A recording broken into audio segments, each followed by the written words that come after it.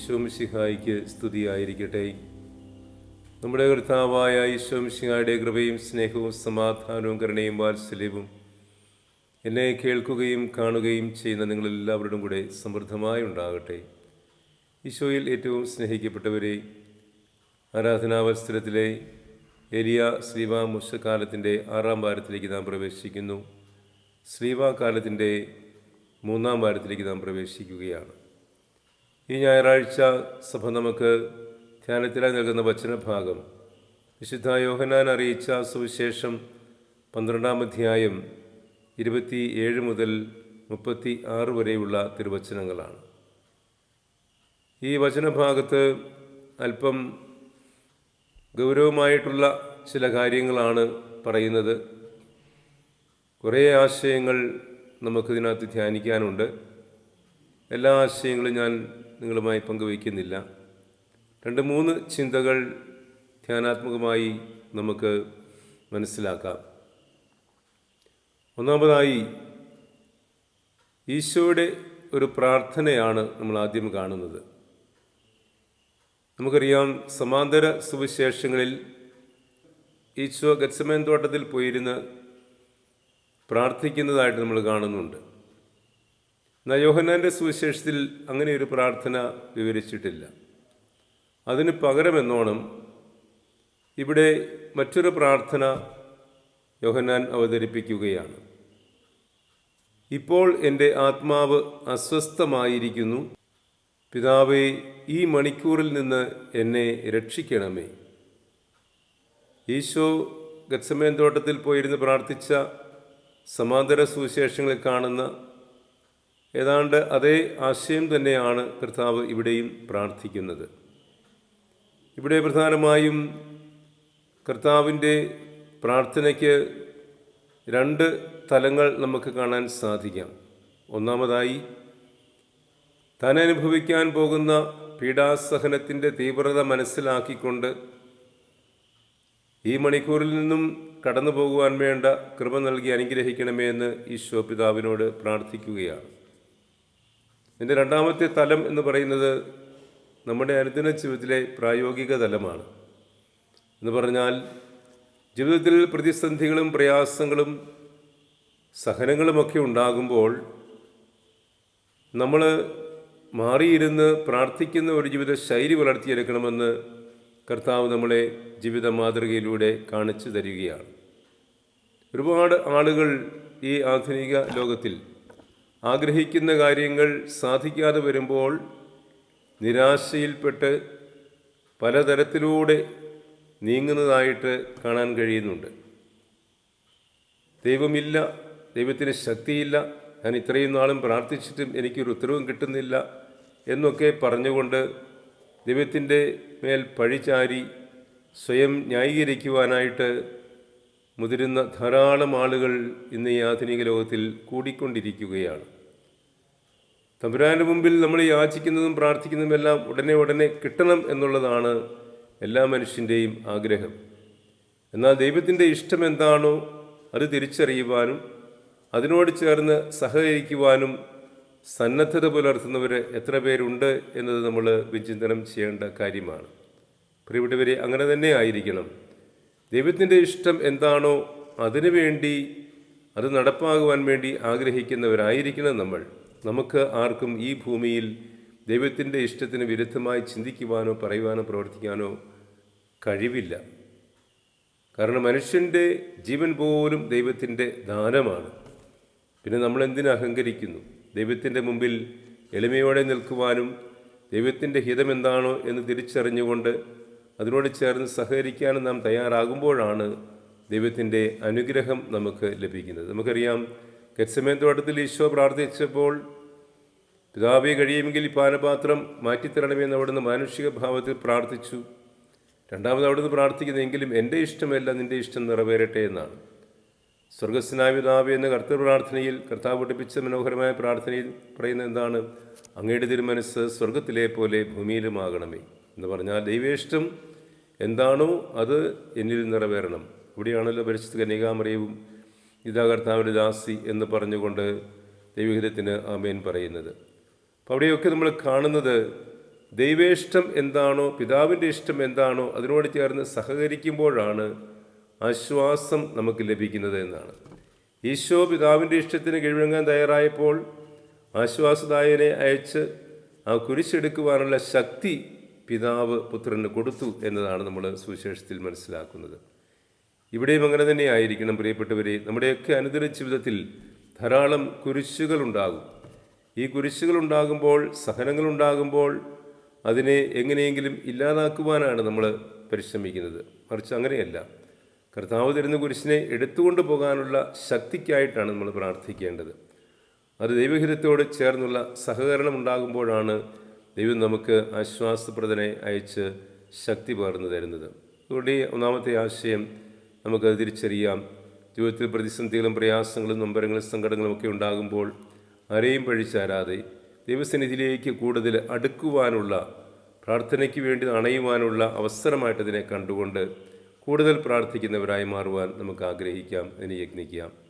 നമ്മുടെ കുടുംബങ്ങളിൽ ആ പ്രാർത്ഥനയുടെ ഒരു കൂട്ടായ്മ വളർത്തിയെടുക്കാം. ഒരുമിച്ചിരുന്ന് പ്രാർത്ഥിച്ചുകൊണ്ട്, ഒരുമിച്ചിരുന്ന് സ്നേഹം പങ്കുവച്ചുകൊണ്ട്, ഒരുമിച്ചിരുന്ന് പങ്കുവയ്ക്കുന്ന ഒരു ജീവിതശൈലി വളർത്തിയെടുക്കുമ്പോൾ അത് കുടുംബത്തിനായിരുന്നാലും ഐശ്വര്യത്തിനും ശാന്തിക്കും സമാധാനത്തിനും കാരണമായി തീരും. രണ്ടാമത്തെ ഇവിടെ ഒരു ആശയം പറയുന്നത്, ഈശോ ഭൂമിയിൽ നിന്നും ഉയർത്തപ്പെട്ട് കഴിയുമ്പോൾ ഈ ലോകത്തിൻ്റെ അധികാരി പുറന്തള്ളപ്പെടും എന്ന് പറയുന്നുണ്ട്. ഇതിനെക്കുറിച്ച് പാരമ്പര്യമായി ബൈബിൾ പണ്ഡിതന്മാരൊക്കെ പറയുന്നത് ഈ ലോകത്തിൻ്റെ അധികാരി എന്ന് പറയുന്നത് പിശാചാണ് എന്നുള്ളതാണ്. എന്നാൽ അതിനെക്കുറിച്ച് വ്യത്യസ്തമായ അഭിപ്രായങ്ങളും ഇന്ന് ആധുനിക ലോകത്തിൽ പലരും ഉന്നയിക്കുന്നുണ്ട്. ലോകത്തിൻ്റെ അധികാരി എന്ന് പറയുന്നത് ഈശോ തന്നെയാണെന്ന് പ്രഖ്യാപിക്കുന്ന ചില ആശയങ്ങളൊക്കെ ചിലർ കൊണ്ടുവരുന്നുണ്ട്. എന്തായിരുന്നാലും ബൈബിളിൻ്റെ ദൈവശാസ്ത്രം അനുസരിച്ച് പറയുമ്പോൾ ലോകത്തിൻ്റെ അധികാരി പിശാചാണെന്ന് തന്നെയാണ് നമുക്ക് വ്യക്തമാകുന്നത്. കാരണം ഈശോ ഈ ഭൂമിയിൽ വന്നത് പാപം ചെയ്ത ദൈവത്തിൽ നിന്നും അകന്നുപോയ മനുഷ്യകുലത്തെ രക്ഷിക്കാൻ വേണ്ടിയായിരുന്നല്ലോ. പാപം ചെയ്ത് അകന്നുപോയ മനുഷ്യകുലത്തെ ഈശോയ്ക്ക് രക്ഷിക്കാൻ കഴിയണമെങ്കിൽ ഈശോ പീഡകൾ സഹിക്കുകയും കുരിശിൽ മരിക്കുകയും ചെയ്യണം. പിശാചിനെ സംബന്ധിച്ചിടത്തോളം ഈശോയുടെ കുരിശുമരണം നടന്നാൽ അത് അവൻ്റെ പരാജയമാണ്. അതുകൊണ്ട് കുരിശുമരണത്തിന് എതിരായിട്ടാണ് അവൻ ചിന്തിക്കുകയും പ്രവർത്തിക്കുകയും ചെയ്യുന്നത്. അതുകൊണ്ട് പിശാച് പുറന്തള്ളപ്പെടുന്ന എപ്പോഴാണ്? ഈശോ കുരിശിൽ മരിച്ച് ഉയർത്തപ്പെട്ട് കഴിയുമ്പോഴാണ്. ഇവിടെ ഉയർത്തപ്പെടലിനെക്കുറിച്ച് പറയുന്നുണ്ട്. യോഹന്നാൻ്റെ സുവിശേഷത്തിൽ സ്വർഗാരോഹണത്തെക്കുറിച്ച് പ്രത്യേകം പറയുന്നില്ല. ഈശോയുടെ പീഡാസഹനവും കുരിശുമരണവും സ്വർഗാരോഹണവും എല്ലാം ഒറ്റ സംഭവമാക്കി ഈ ഉയർത്തപ്പെടൽ എന്ന ആശയം കൊണ്ട് വിവക്ഷിക്കുകയാണ് ചെയ്യുന്നത്.